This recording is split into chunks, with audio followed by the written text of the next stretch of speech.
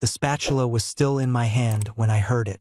Kids were laughing in the yard, a football arcing over Ellie's head as she shrieked and tumbled into the grass.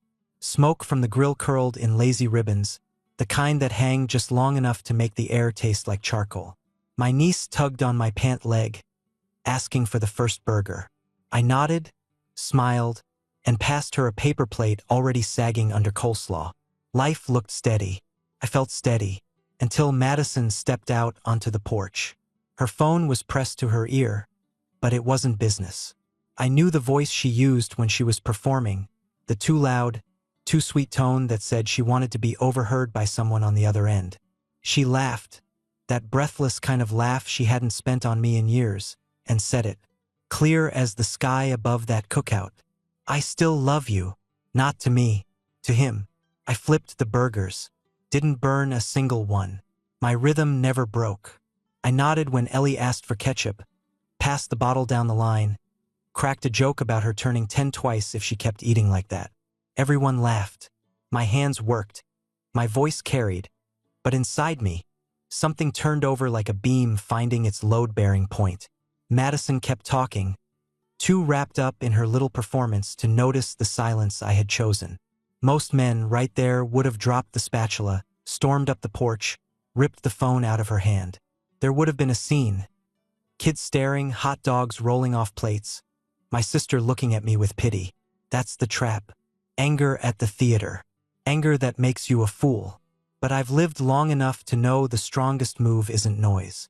It's authorship. Every word Madison said on that porch wrote a line I could never erase. The punchline wasn't that she loved another man.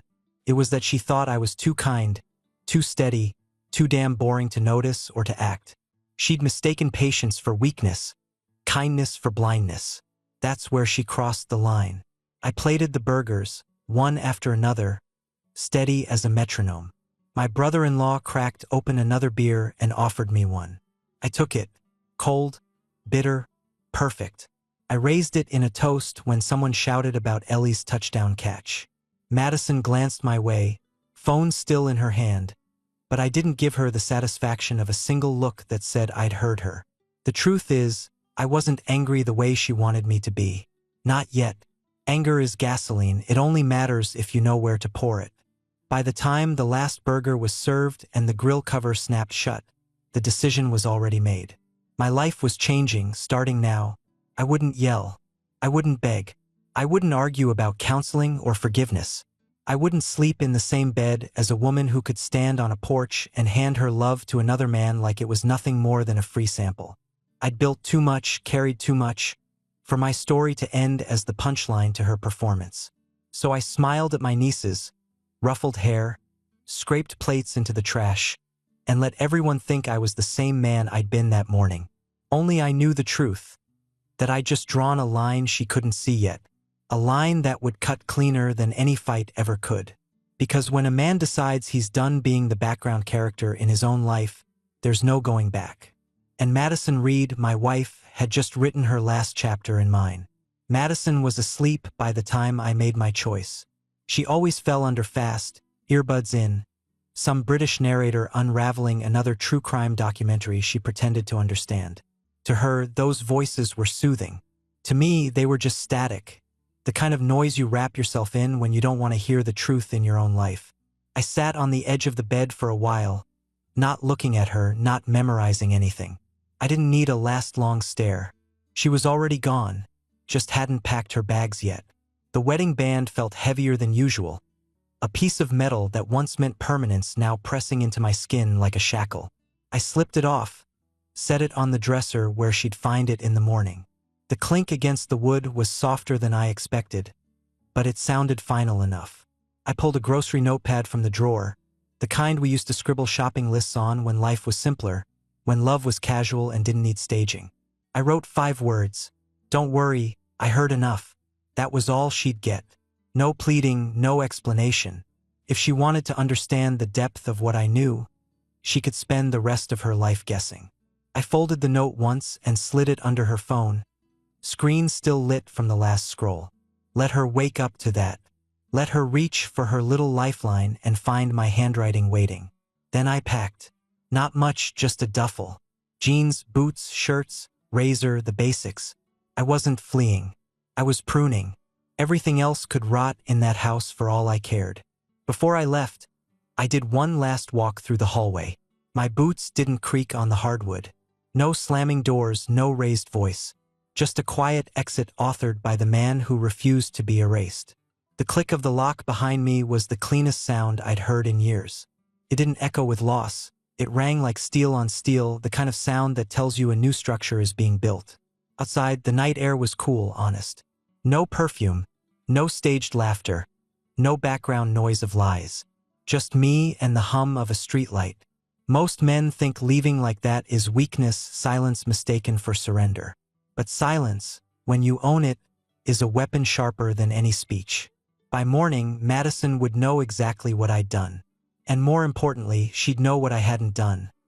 I hadn't begged, hadn't shouted, hadn't played the fool at her table. She'd see the empty side of the bed, the missing duffel, the note under her phone, and she'd understand the one thing I'd refused to give her: a performance. Because I wasn't walking out of my marriage. I was walking back into my authorship. And from this moment on, the pen was mine. The apartment smelled like varnish and quiet. Old wood, beige carpet, navy couch someone had left behind. Windows wide open to a breeze that didn't care what had happened in my life.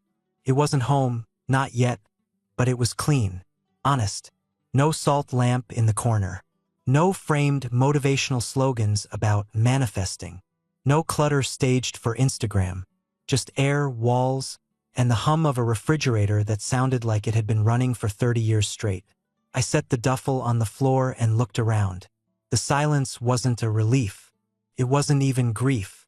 It was precision, the kind that lets you see the topography of your life without the fog of someone else's noise. I sat on the couch, leaned back, and stared at the ceiling fan wobbling just slightly as it turned. My mind didn't replay her words. I still love you. No, that was static now. What mattered was the structure underneath. The years I had spent building a system she thought was hers to dance on. Madison loved performance. Coaching seminars, investor meetings, brand launches with champagne in rented venues. She was the stage light. I was the wiring behind the scenes. She thought my silence meant boredom. What she never realized was that boredom builds fortresses. And tonight, sitting in that empty apartment, I saw the fortress clearer than ever. By morning, the plan had shape. Not revenge. Not some childish scream into the void. This was authorship reclamation. I pulled a legal pad from my bag, always carried one, and started sketching. At the top, Whitaker Consulting. My name, the origin point. Beneath that, lines, branches, the shell companies Madison had begged me to create when she wanted deniability. The IP assignments, the escrow rails, the compliance filings. I had been careful, too careful. What she never understood was that deniability cuts both ways. I drew a box around Summit North Coaching, her public empire, and traced the arteries back. Every stream, every license, every contract, every payment gateway led through me. She had played on a stage built with my tools, my diagrams, my legal scaffolding, and I had left myself the keys. The plan wasn't born out of fury. It was born out of calm. Anger is gasoline, but structure, that's the match. I thought about the office park where my name still sat on glass. Whitaker Consulting, Suite 412. I hadn't been there in months, letting Madison's star shine while I pretended to be the quiet support. But tomorrow, I'd walk in with a collared shirt, a manila folder, and clarity. I knew Daniel Brooks would pick up the call on the first ring. My attorney, a man who'd once told me, "Control belongs to whoever files the paperwork." I had filed plenty. The map on my pad looked like a battlefield diagram, only cleaner. No blood, no chaos. Just lines, boxes, signatures. The kind of war I'd always been designed to win. I closed the pad, set it on the counter, and stood in the middle of that apartment. No TV, no pictures, no history on the walls. Just me, a man stripped down to essentials, holding nothing but the architecture of his own life. For the first time in years, the quiet didn't scare me. It sharpened me. Clarity doesn't come when you're drowning in noise. It It comes when you strip everything down to the studs. And tomorrow I'd start rebuilding. On my terms. Whitaker Consulting's glass doors still had my name etched on them. Paul Whitaker, Principal. The letters looked the same as the day they went up, but walking through them this time, I carried a different weight. Not of a husband trying to prop up his wife's show. Not of a silent partner nodding along in the wings. I walked in as the author. Daniel Brooks was already there when I arrived. Sleeves rolled, tie loosened, the way he always looked when he was ready to get to work. My attorney wasn't the kind of man who wasted time asking how you felt. He was the kind who asked what you wanted signed. "You brought it?" he asked. I slid the manila folder across the conference table. Tabbed, color-coded, indexed. Years of quiet work she had mistaken for obsessive boredom. "Everything," I said. "Proxy agreements, IP contingencies, escrow ledgers, Shell LLC rails. It's all in here." He flipped through, eyes narrowing in satisfaction. "You built this clean. Cleaner than most firms I've seen." "Madison wanted deniability," I said. "I gave it to her, but I made sure deniability worked both ways." Daniel gave a short laugh. "That's why I like working with engineers. You people see the whole skeleton. It wasn't vengeance. I didn't come here to scream about betrayal or wave a recording of her phone call in his face. This was governance, the execution of design." He signed off on the reversion clauses while I initiated the supporting documents. We revoked her signing rights, executed IP reassignments, and rerouted the licensing fees. Every line had her signature on it already, back when she'd wanted to look like the visionary while I kept the gears hidden. "By tomorrow," Daniel said, "payment gateways will roll back. Domains, hosting, CRM access. It'll all point back to Whitaker Consulting." "Good," I said. "No surprises. Just alignment." He leaned back, studied me. "Most men in your shoes would be looking for a fight. Some loud gestures. You're not angry." "I'm angry," I said. "But anger without structure is just theater. Madison's been chasing theater her whole life. I don't need to join her." Daniel nodded slowly. "Fair enough. What's the endgame?" "Control," I said simply. "Not revenge. Not a spectacle. Just control. The brand, the licensing, the content, it all belongs to the structure. And the structure belongs to me." He smiled like a man who appreciated clean lines. "Then let's file the paperwork." The rest of the afternoon was execution. E-signatures, timestamps, document scans uploaded into the compliance archive. I'd built redundancy into every step.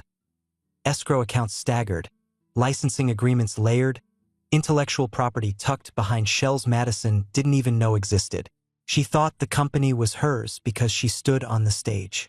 But the scaffolding, the steel, those had always been mine. By the time I left the office, the sun was dropping behind the mirrored glass towers. The city looked sharp in reflection, angles and edges, nothing soft.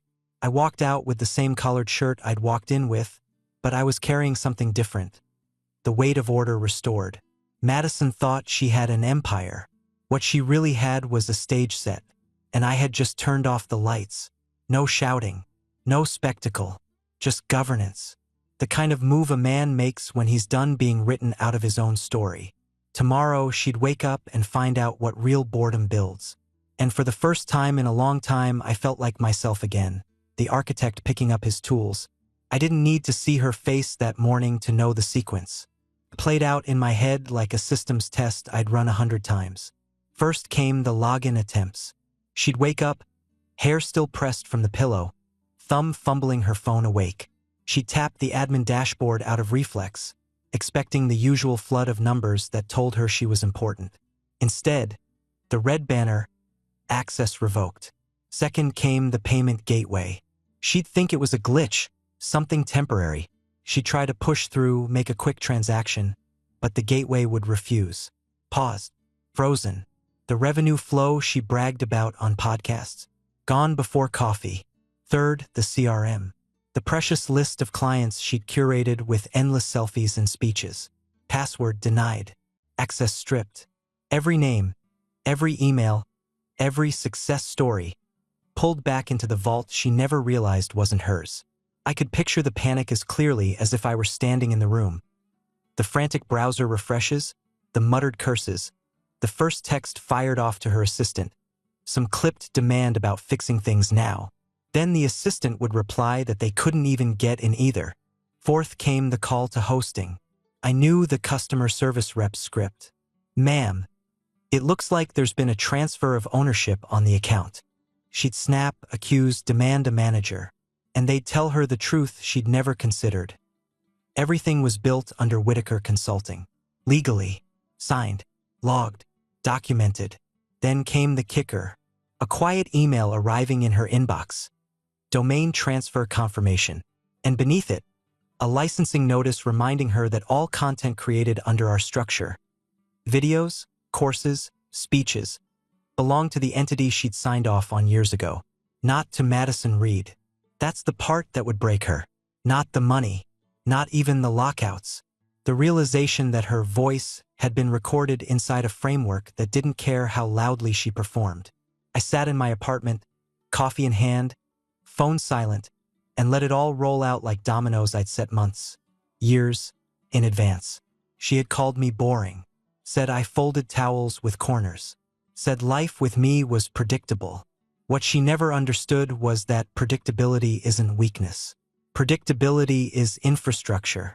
Predictability is what keeps the lights on when the performance ends. By noon, she'd be calling me. By evening, she'd be screaming my name into voicemails. But I didn't need to hear it. I already knew every note in her performance. And while she was running around trying to patch a system she never bothered to understand, I was already drafting the next set of moves. Investor decks, compliance updates, the kind of governance she thought was invisible because it didn't glitter under a spotlight. Madison always thought attention was the currency. She never realized the real currency was authorship. And today, every login denied was just the first receipt. The boardroom was all glass and chrome, the kind of place designed to make people feel small if they didn't know their footing.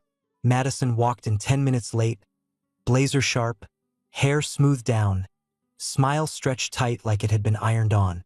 She called it temporary permissions issues. Her voice was too high, too fast, like a kid lying about homework. The investors nodded politely, some pretending to believe her, others just waiting to see how long she'd dance. I sat at the far end of the table, no tie, calm, patient, a glass of water in front of me, untouched. When she finally noticed me, her face tightened. Just a flicker, but enough. She hadn't expected me there. I didn't raise my voice. I didn't have to. When the oldest investor cleared his throat and asked for clarity, I opened my folder and slid a set of documents forward. Tabs, scans, timestamps. "Madison's right," I said evenly. "There are permissions issues, because permissions have reverted to the originating entity." I stood and clicked through the deck I'd prepared. 3 shell companies for intellectual property, staggered liquidity accounts, compliance structures under Whitaker Consulting. Every slide bore her signature, the same ones she'd scrawled when she wanted deniability. "This," I said, pointing to the flowchart, "is the architecture of Summit North Coaching, a framework we designed together. Madison provided the stage. I built the structure. And when you build the structure, you retain the blueprints." Her face flushed.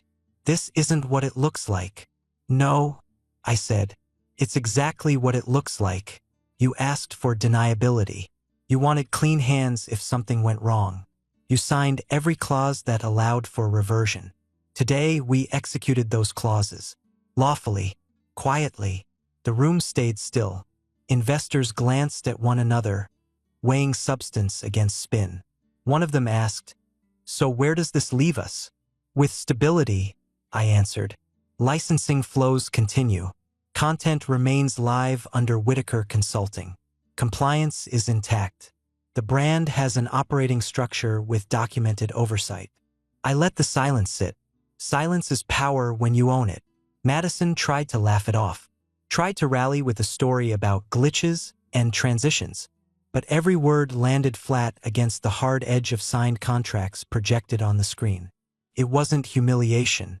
It was illumination. The oldest investor leaned back, eyes on me. "A quiet man with sharp edges," he said. It wasn't a compliment or an insult, just a weather report. I nodded once.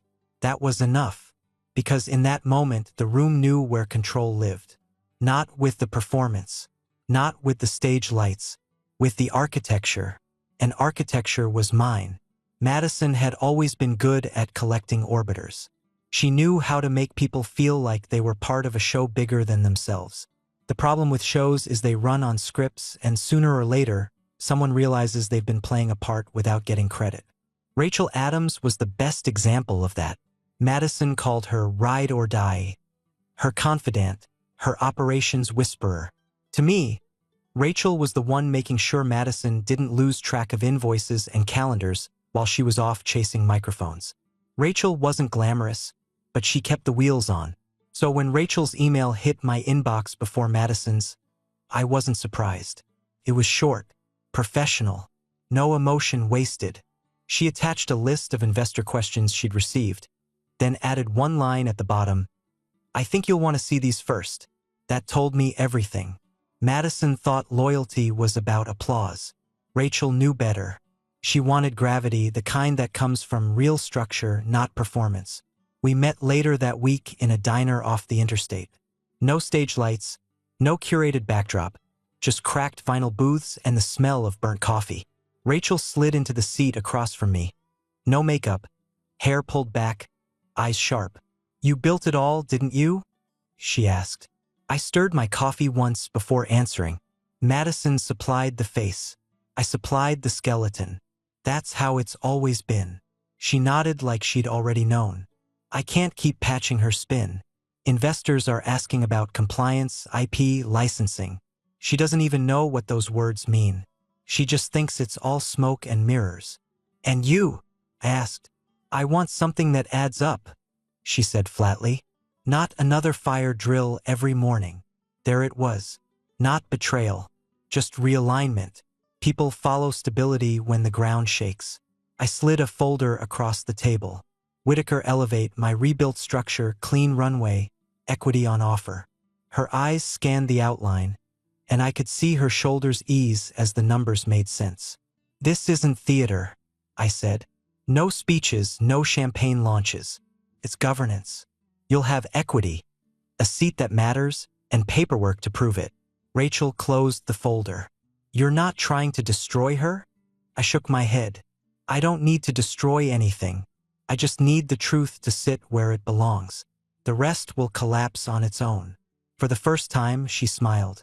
Small, almost reluctant, but real. "She's going to see this as betrayal. She can call it whatever she wants," I said. "You and I both know it's gravity." Rachel signed on 2 days later. Quietly. No press release, no announcement. Just one more line shifting on the ledger. When Madison found out, she must have raged. I didn't hear it directly. Rachel stopped forwarding me the performances after that. But I didn't need to. I'd seen Madison's type long enough to know how it sounded. Shrill, shocked, clinging to loyalty she never earned. The truth was simpler. Madison wanted choreography. Rachel wanted a ledger that balanced. And when you strip away the lights, people will always choose gravity. By the end of the month, half the staff Madison thought of as hers had migrated to Elevate. They weren't chasing me. They were chasing something steady, something that didn't shift with every performance. And I let them come not as followers but as authors in their own right. Because if there's one thing I learned standing at that grill months ago, it's this: kindness isn't weakness and loyalty isn't choreography. It's just weight. And weight always falls where the structure is strong. Madison always thought she could talk her way out of anything. Investors, clients, even me. She believed if she performed hard enough, the truth would bend to her version. So it didn't surprise me when she cued a live stream to reclaim the narrative. What surprised her was the wall. She went live on a platform that no longer existed under her name. The dashboard she'd counted on blinked once, then redirected to Whitaker Elevate. Her face never appeared. Instead, a clean landing page came up with the tagline I'd written weeks earlier. "Leadership isn't performance, it's architecture." That was the first cut. The rest bled out fast. Project assignments, 0. Client dashboards, empty. Payment processors, rerouted. Her laptop buzzed with takedown notices, copyright enforcement on legacy content she thought belonged to her but was licensed under the structure. Clips, courses, even her polished keynote reels, all flagged and removed. She called it erasure. She screamed to anyone who'd listen that I had deleted her life. But it wasn't deleted. It was a reconciliation. Accounting done cleanly, honestly. Every column aligned. Every balance sheet telling the truth she tried to bury under applause. Her phone plan failed next. She had always let me pay it, too busy staging her empire to bother with the small things. Now the number she handed out at conferences went dead in her pocket. The silence on the other end wasn't sabotage. It was simply a bill unpaid. From my apartment, I didn't watch her flail. I didn't need to. The systems were designed to run without my attention, the way bridges hold their own weight after the builders walk away. What mattered wasn't her collapse. What mattered was the clarity. For years she thought her voice was the brand, that her performance was the power. But when you strip away the lights and the stage, the only thing left standing is the architecture. And architecture doesn't care about applause. People asked me if I felt guilty, if I worried I'd gone too far. I told them the truth. Nothing collapsed that wasn't already hollow. All I did was take away the scaffolding she mistook for a throne. Months later, I stood at the front of a modest conference room. No stage lights, no velvet curtains, no champagne. Just 40 folding chairs, a projector, and a sign taped to the door. Ethics in business, control, compliance, and the quiet architect. I wore a simple jacket, no tie. My notes were clean bullet points, my slides plain. I wasn't here to impress. I was here to explain. I walked through the principles that had guided every step. How control without compliance is a circus. How transparency protects both creators and investors. How architecture outlives performance. I spoke in the same steady tone I used when drafting contracts, not when making speeches. The audience leaned in, not because I was loud, but because I wasn't. In a world full of voices shouting for attention, silence delivered with clarity cuts deeper. Halfway through, I saw her, Madison, standing at the back, smaller than I remembered. No armor left. No camera crew, no notebook in hand. Just a woman who used to think she could bend the world with volume. Her eyes never met mine. She listened for 5 minutes, maybe 10, then slipped out without a word. I didn't feel triumph. No surge of victory, no vindication. Just alignment. Someone asked during Q&A if quiet leadership is underestimated. I told them what I had learned that day at the grill. Flipping burgers while kids laughed and smoke drifted like ribbons. The loudest moment in any life is the one where you decide who holds the pen. The room stayed silent for a breath. Then heads nodded, pens scratched, and someone in the front row whispered, "That's it." I didn't need applause. I didn't need recognition, because I already had what mattered, authorship. And for a man who'd once been written into someone else's performance, that was the only ending worth keeping. Subscribe and stay one step ahead of cheaters. And trust me, the next story makes this one look like a fairy tale.